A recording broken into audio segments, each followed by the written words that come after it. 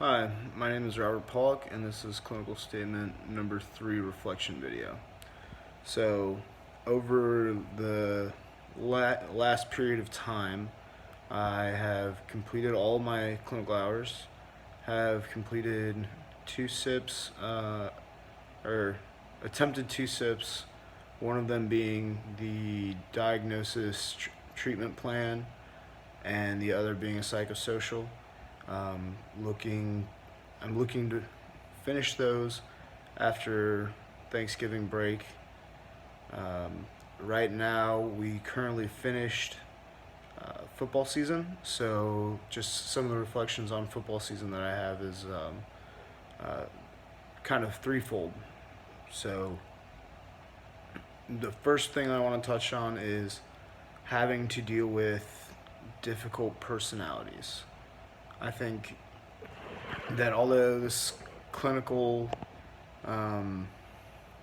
may not have been my favorite at times, it definitely taught me how to deal with difficult personalities or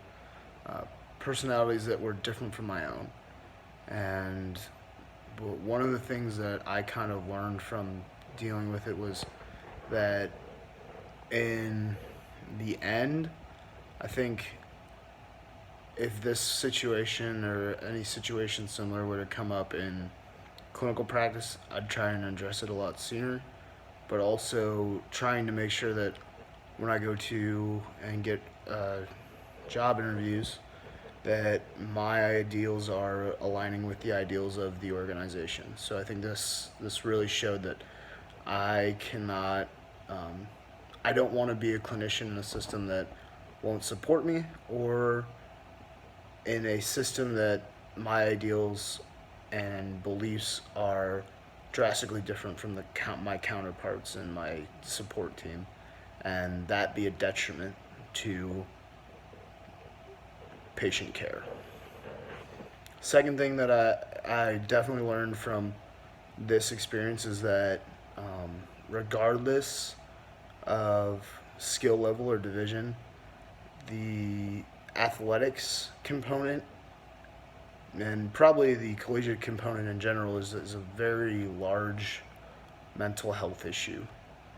Um, at, at my current institution, I'd say that the amount of mental health that we have isn't dealt with in the best way. And I think, some of it there is no best way, but I think one of the things that I'm learning is just not to ignore some of the subtle signs of this is not necessarily a every mental health thing is not every mental health thing is depression or suicide or some sort of traumatic or post-traumatic event. I think one of the biggest things that I'm learning here is that the use of kind of sports psychologists or um, even just a regular scheduled like psychology appointment is very helpful slash could be very helpful to athletic population, but even expanding that, it probably is helpful to all populations in trying to break a stigma of there's something not right with you if you go to a psychologist is hard at times, especially trying to expand our healthcare into different avenues is difficult. So I think one of the things that I take away from this experience is that, not everything that we have um, is just an orthopedic thing, and pretty much all of it is not just orthopedic. There's a very holistic approach that I need to take to my care, and to better understand patients. It will probably be beneficial to understand psychologically, or just somewhat understand psychologically what they're going through with this injury. So, um, kind of again going off this tenets of being patient centered and all of that. The third thing that I want to talk about is the fact that um, that working in an equipment intensive sport that is male dominated is an interesting dynamic even for a male. So one of the things that I've noticed, especially in the football power dynamic, is everything is a weakness unless it's not a weakness. And what's not a weakness is some things that are just unhealthy behaviors or just things that should not be um, condoned. For example, one of the largest problems that we have in a football population is the overuse of pills, and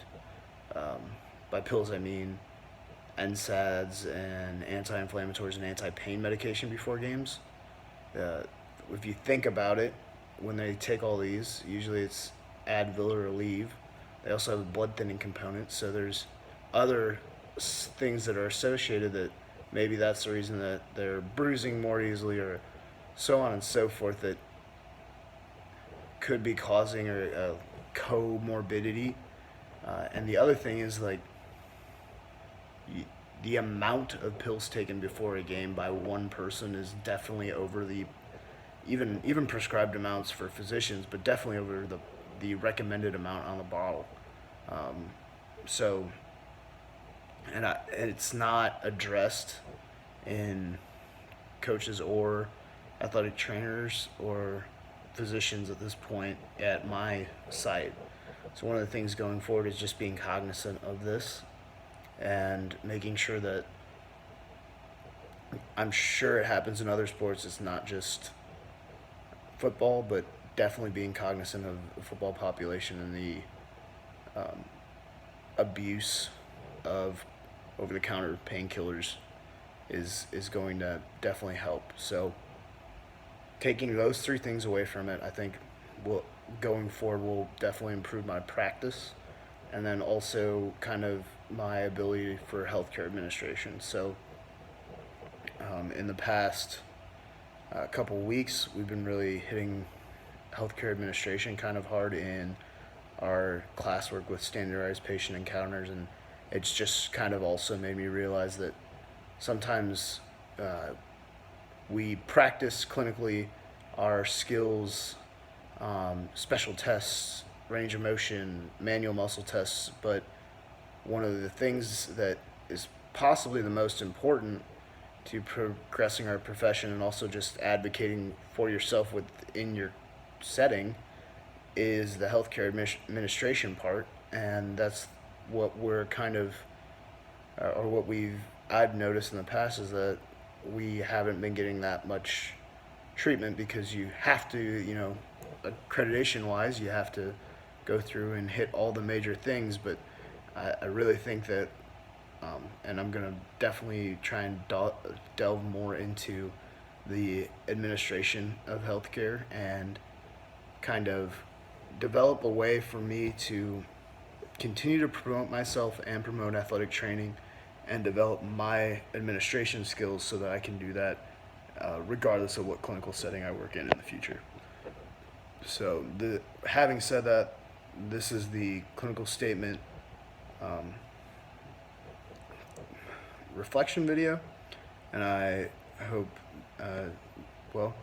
and we will be doing this again shortly, and I hope to continue learning and gaining from my clinical site.